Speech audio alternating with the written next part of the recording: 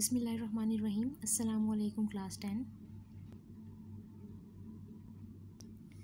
The name of our today's topic is air. It is present on page number 45.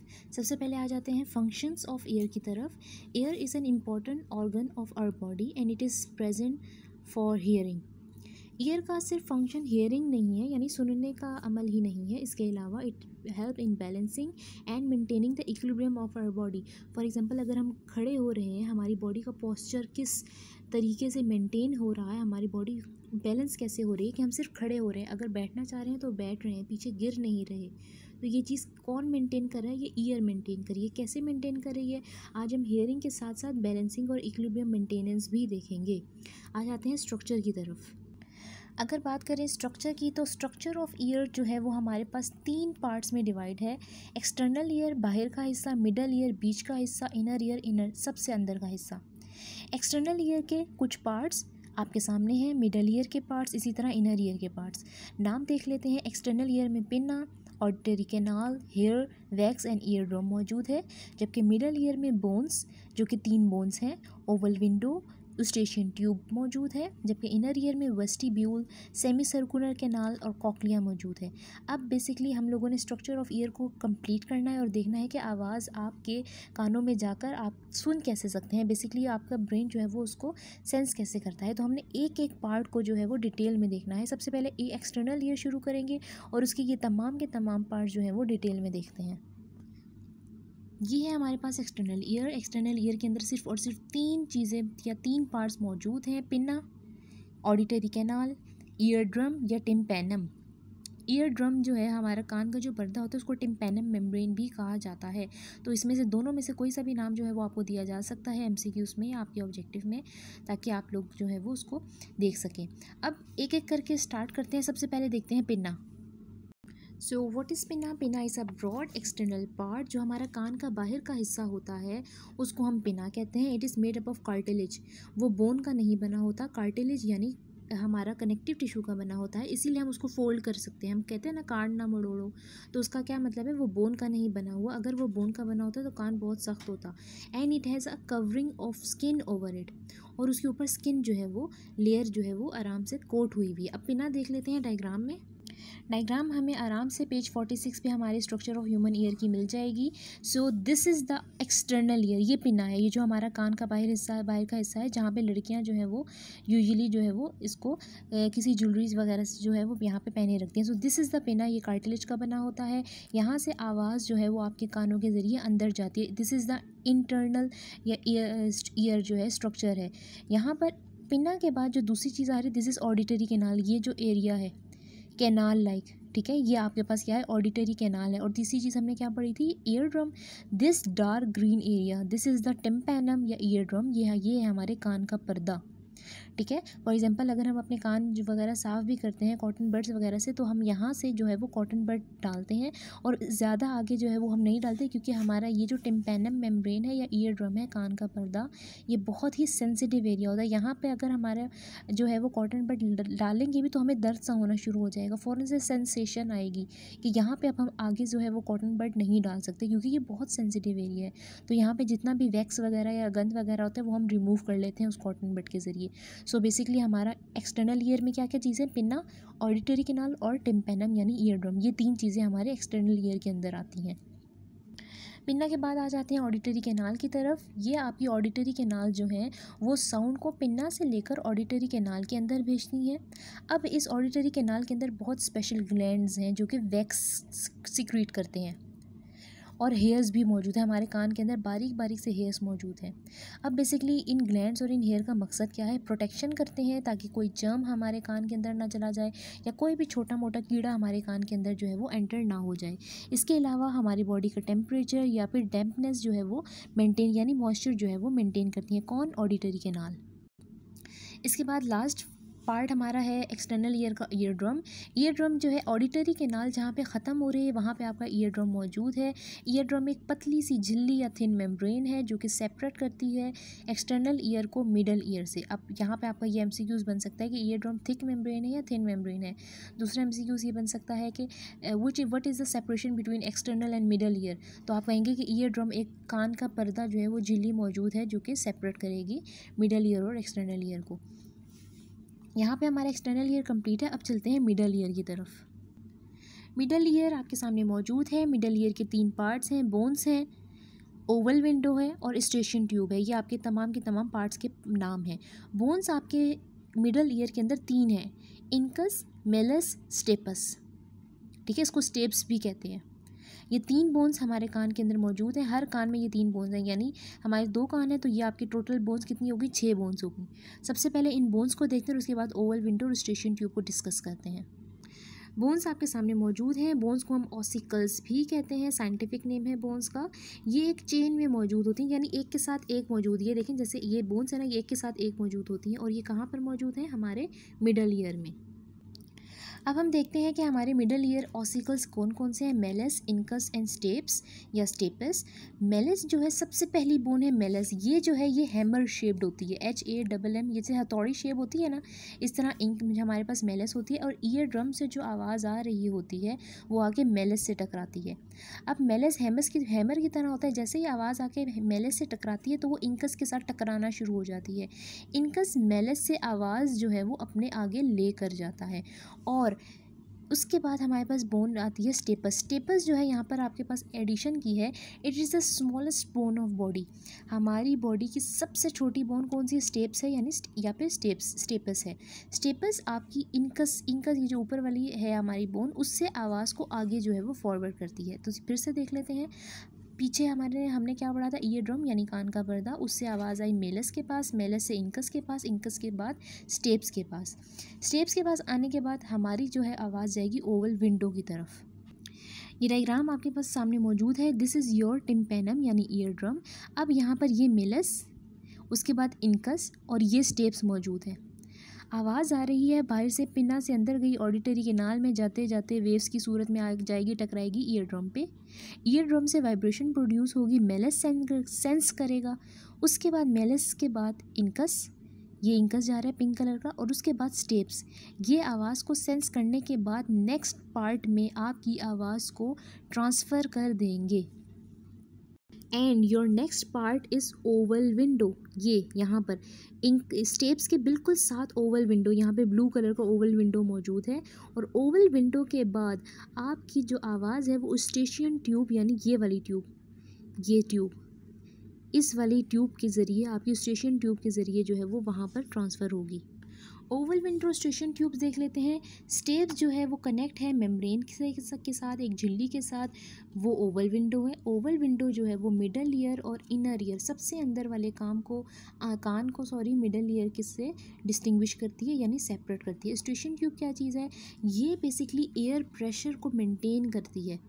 ठीक है, station tube मैं आपको दिखाती हूँ आपकी बुक पे। This is the station tube. यहाँ पे ये देखें, ये साइड पर मौजूद है। इसका क्या काम है, ये एयर प्रेशर को मेंटेन करेगी इस जगह पर भी और ईयर ड्रम के बैक साइड पे भी, दोनों जगह पे। ईयर ड्रम के right side and ear drum के लेफ्ट साइड पे आपके एयर प्रेशर को मेंटेन करेगी ताकि आवाज़ एक स्मूथ वे में जो है वो सेंस हो सके। इसके अलावा एक और काम है स्टेशन ट्यूब का कि ये कनेक्शन है नेज़ल कैविटी के साथ। आपका कान और नाक जो है वो एक तरह से अटैच्ड हैं या कनेक्टेड हैं, किसके ज़रिए, स्टेशन ट्यूब के ज़रिए। एक एयर प्रेशर इसका फंक्शन है और एक कनेक्शन है।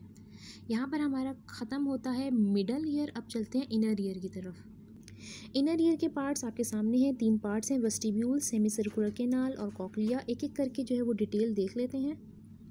वेस्टिब्यूल जो है वो कान के सेंटर में मौजूद है, जबकि सेमी सर्कुलर कैनाल जो है ये 3 कैनाल्स हैं जो कि वेस्टिब्यूल के पोस्टीरियर साइड यानी पिछली साइड पर मौजूद होते हैं। सो डायग्राम देखते हैं। These are the nerves from vestibule. यहाँ पे वेस्टिब्यूल मौजूद है और ये 3 जो आपके पास कैनाल्स मौजूद हैं ये क्या है, सेमी सर्कुलर कैनाल्स, क्योंकि ये सर्कुलर फॉर्म में जो है वो हमारे पास मौजूद है। उसके बाद लास्ट जो हम लोगों ने पार्ट देखना है, दिस इज़ कॉक्लिया। ये कॉक्लिया है, ये आपका स्नेल शेप जो राउंड या फिर आप कहते हैं ना कॉइल्ड पार्ट है, this is your cochlea. Cochlea में बेसिकली क्या है, 3 डक्ट्स हैं जो कि एक दूसरे के साथ रैप हुई हुई है और कॉइल्ड हुई हुई है लाइक स्नेल। मैंने अभी आपको दिखाया है डार्क ब्लू कलर का स्नेल लाइक स्ट्रक्चर, इस तरह का जो है वो कॉइल स्ट्रक्चर है और ये 3 डक्ट्स होती हैं। इसके अंदर साउंड रिसेप्टर्स मौजूद होते हैं जो कि मिडल डक्ट ऑफ कॉकलिया में मौजूद हैं। इसके अंदर फ्लूइड फिल्ड होता है, यानी पानी सा भरा हुआ होता है। अब वो पानी क्या काम करता है, जब आपकी आवाज़ यहाँ तक पहुंचती है तो क्या होता है कि फ्लूइड जो है वो मूव करता है, उसके अंदर जितने रिसेप्टर्स रखे हुए होते हैं या लगे हुए होते हैं वो स्टिमुलेट हो जाते हैं और आपके नर्व इम्पल्स यानी मैसेज ब्रेन तक पहुंचता है। ब्रेन में पहुंचने के बाद आपका मैसेज इंटरप्रेट होता है और आपको आवाज़ सुनाई देती है कि बेसिकली आप सुन क्या रहे हैं। कॉकलिया का स्ट्रक्चर देख लेते हैं।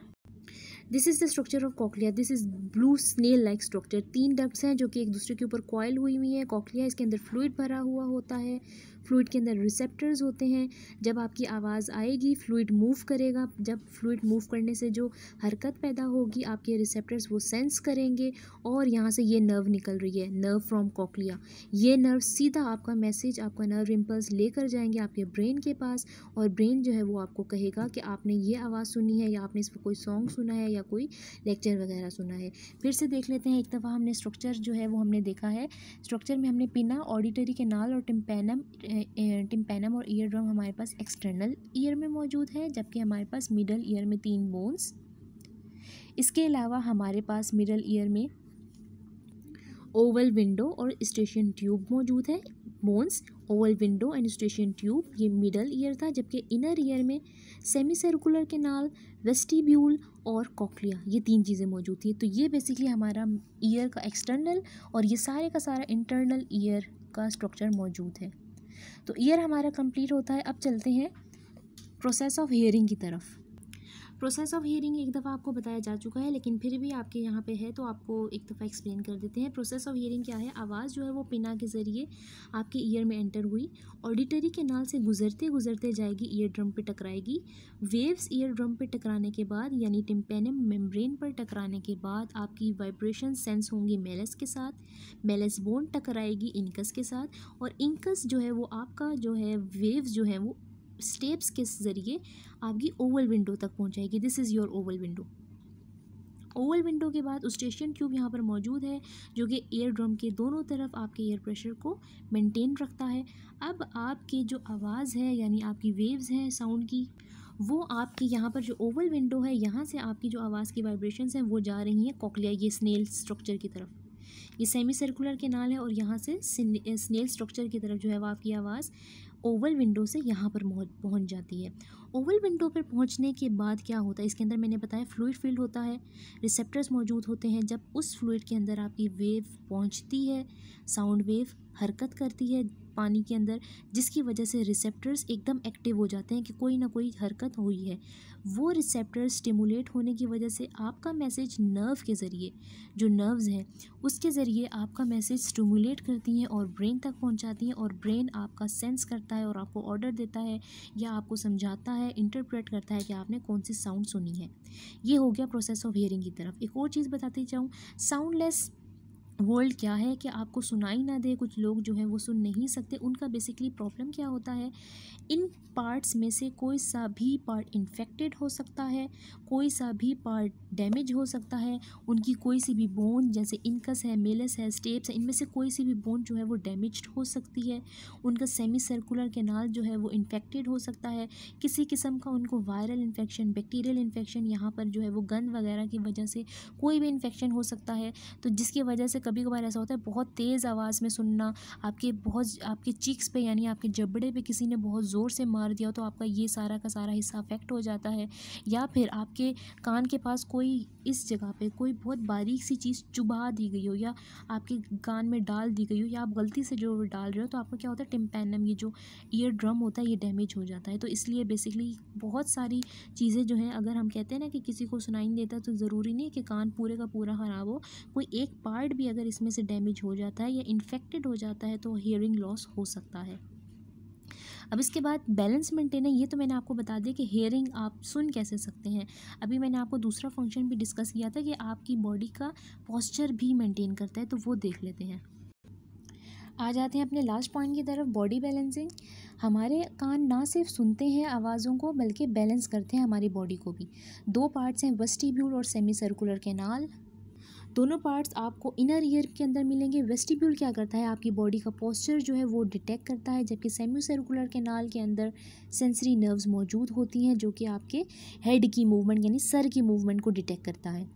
इनके अंदर कुछ न्यूरॉन्स होते हैं जो कि मैसेज ब्रेन के पास लेकर जाते हैं, और ब्रेन के अंदर कौन सा पार्ट है, ऑडिटरी नर्व के ज़रिए आपका मैसेज सेरिबेलम में जाता है। सेरिबेलम के अंदर आपका मैसेज जाने के बाद ऑडिटरी नर्व्स के ज़रिए आपको मैसेज दिया जाता है और आपकी बॉडी को मेंटेन किया जाता है। फॉर एग्जांपल अगर आप बैठ रहे हैं तो बैठना किस तरीके से है, ये वेस्टिब्यूल और सेमी सर्कुलर कैनाल ये मैसेज लेकर जाते हैं। अगर आप हिलना चाह रहे हैं, आपका पोस्चर चेंज करना चाह रहे हैं, वेस्टिब्यूल डिटेक्ट करेगा। अगर आप अपना सर दाएं बाएं ऊपर नीचे मूव करना चाह रहे हैं, सेमी सर्कुलर कैनाल आपका डिटेक्ट करेगा और आपके ब्रेन को यानी सेरिबेलम को ये मैसेज पहुंचाएगा कि बॉडी का हेड मूव कर रहा है या फिर पूरे का पूरा बॉडी पोस्चर चेंज हो रहा है, आप खड़े हो रहे हैं, आप बैठ रहे हैं, आप लेट रहे हैं।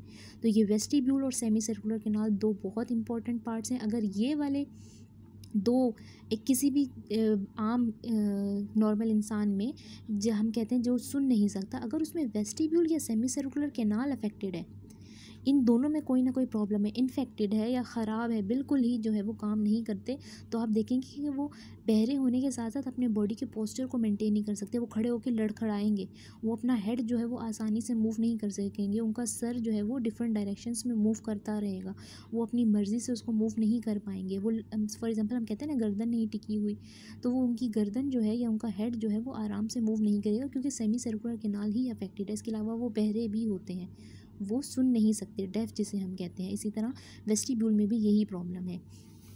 यहाँ तक हमारा ईयर का जो है वो टॉपिक कंप्लीट हो गया है। अब चलते हैं इसकी एक्सरसाइज की तरफ। एक्सरसाइज आपके सामने मौजूद है पेज नंबर 54। आप आज जो हमारे लॉन्ग क्वेश्चंस जो हैं वो बन रहे हैं, long question number 7 and 5। How do you describe the structure of external middle and inner ear of man. Humans के आपने 5 में यहाँ पे टिक कर रही हूँ, आज हमने 5 करना है और इसके अलावा question number 7 explain the role of ear in maintenance of balance. ये दोनों क्वेश्चन जो है वो आज हम पढ़ चुके हैं। इनके आंसर्स बता देती हूँ। Long question number 5 external middle और इनर ईयर के बारे में बताना है, जबकि 7 में हमने ईयर मेंटेनेंस ऑफ बैलेंस के बारे में बताना है। लॉन्ग क्वेश्चन नंबर 5 की तरफ आ जाते हैं। ईयर यहाँ से आपका लॉन्ग क्वेश्चन नंबर 5 स्टार्ट हो रहा है। तमाम हेडिंग्स जो है वो आपकी बुक पे बना दी गई हैं और आपको ये इमेजेस सेंड कर दी जाएंगी। लॉन्ग क्वेश्चन नंबर यहाँ से स्टार्ट हो रहा है 5 और नेक्स्ट पेज पे पूरा यहाँ से लेकर मिडल ईयर यहाँ पे आपका लॉन्ग क्वेश्चन नंबर 5 ख़त्म हो रहा है। लॉन्ग क्वेश्चन नंबर 5 के साथ आपके स्ट्रक्चर ऑफ ह्यूमन ईयर की डायग्राम मस्ट है। उसके बाद आ जाते हैं लॉन्ग क्वेश्चन नंबर 7 पे, जिसमें आपका बैलेंसिंग के बारे में पूछा गया है। तो वो लॉन्ग क्वेश्चन आपका ear maintains the balance of body, यहाँ से लेकर यहाँ तक आपका लॉन्ग क्वेश्चन नंबर 7 कंप्लीट हो रहा है। हेडिंग्स इसके अंदर जो बनी हुई हैं वो आपके बॉक्स की सूरत में आपके सामने मौजूद है। अगर कोई भी क्यूरी हो आप मुझसे वॉइस मैसेज या कोई भी कमेंट करके आप सवाल पूछ सकते हैं। यहाँ पर टॉपिक ख़त्म होता है। इंशाल्लाह नेक्स्ट टॉपिक के साथ मुलाकात होगी। अल्लाह हाफिज़।